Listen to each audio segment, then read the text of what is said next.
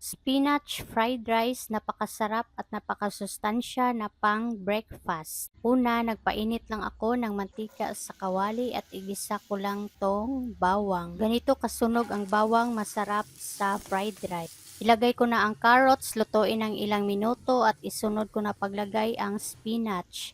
Timplahan lang ng asin at seasoning. Set aside muna at magluto muna ako ng 2 itlog. Pag maluto ng itlog, ilagay ko na ang kanin. Isang bowl yung nilagay ko at ihalo lang ng maigi. Nilagyan ko din ng kaunting patis para lang medyo makulay ang ating fried rice. Nilagyan ko lang ng kaunting asin.